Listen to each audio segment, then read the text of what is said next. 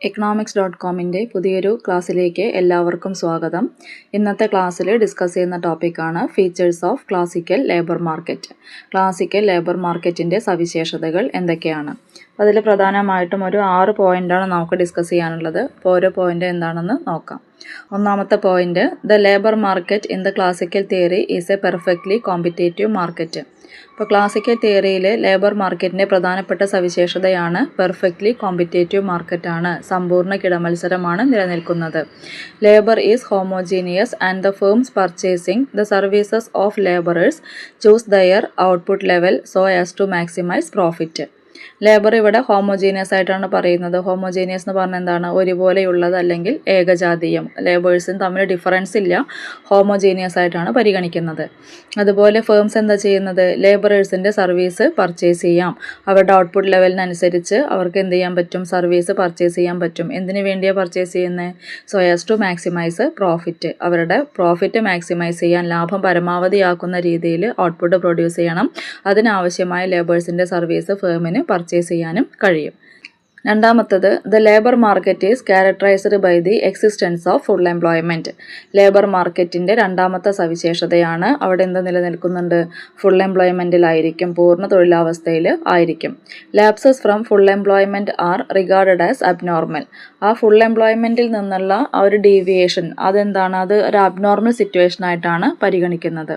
The social policy which guarantees full employment is laces fair.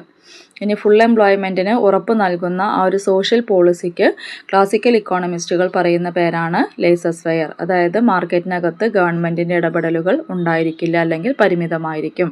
ആ ഒരു കൺസെപ്റ്റിനെയാണ് laces fair എന്ന് പറയുന്നത്. മൂന്നാമത്തെ point, in the labour market both supply and demand depend solely on the real wage. ഇനി labour മാർക്കറ്റിൽ ഡിമാൻഡും സപ്ലൈയും real വേജിനെ ആശ്രയിച്ചിരിക്കുന്നു. Supply of labour is a direct function of real wage. ലേബേഴ്സിൻ്റെ സപ്ലൈ എന്ന് പറയുന്നത് റിയൽ വേജുമായിട്ട് ഡയറക്റ്റ് റിലേഷനാണ് വരുന്നത്. പക്ഷേ ലേബേഴ്സിൻ്റെ ഡിമാൻഡും റിയൽ വേജും തമ്മിൽ ഇൻവേഴ്സ് റിലേഷനാണ് വരുന്നത്. അതായത് സപ്ലൈ ഓഫ് ലേബറും റിയൽ വേജും തമ്മിൽ പോസിറ്റീവ് റിലേഷൻ എന്ന് പറയാനുള്ള കാരണം എന്താണ്?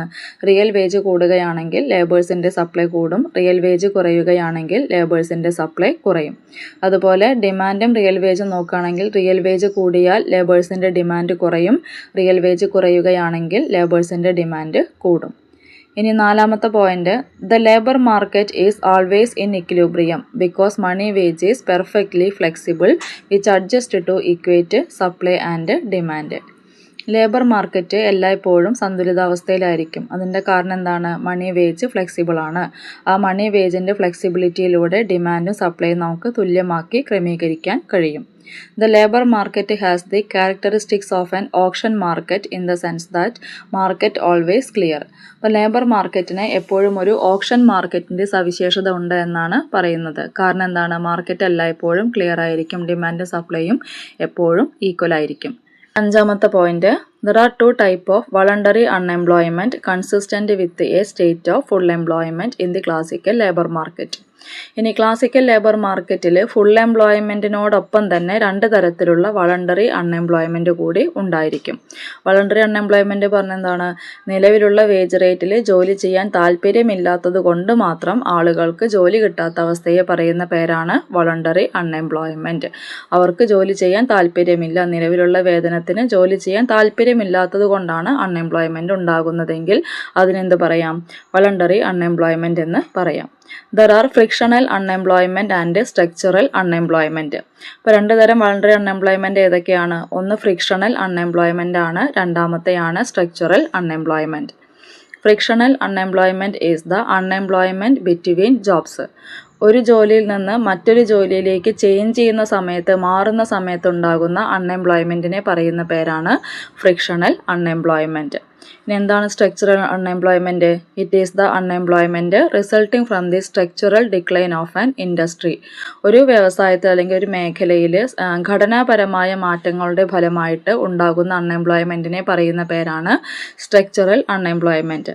അതായത് പുതിയൊരു സാങ്കേതിക വിദ്യ ഇംപ്ലിമെൻറ്റ് ചെയ്യുകയാണെങ്കിൽ അത് അറിയുന്നവർക്ക് ജോലി കിട്ടുകയും അല്ലാത്തവർക്ക് ജോലി മാറേണ്ടി വരികയും ചെയ്യുന്ന സാഹചര്യത്തിനെയാണ് സ്ട്രക്ചറൽ അൺഎംപ്ലോയ്മെൻറ്റ് എന്ന് പറയുന്നത്. ഇനി ആറാമത്തെ point, in the classical model the level of employment is determined by supply factors. അപ്പോൾ ക്ലാസിക്കൽ മോഡലിൽ എംപ്ലോയ്മെൻറ്റ് ലെവൽ നിർണ്ണയിക്കുന്നത് സപ്ലൈ ഫാക്ടേഴ്സ് ആണ്. There is no role for aggregate demand in determining the level of employment. ഇപ്പോൾ ഇവിടെ എംപ്ലോയ്മെൻറ്റിൻ്റെ level നിർണ്ണയിക്കുന്നതിൽ aggregate ഡിമാൻഡിന് role ഇല്ല എന്നാണ് ക്ലാസിക്കൽ മോഡലിൽ പറയുന്നത്. Thus the demand side factors such as quantity of money, changes in government spending and taxes have no role in determining the level of output.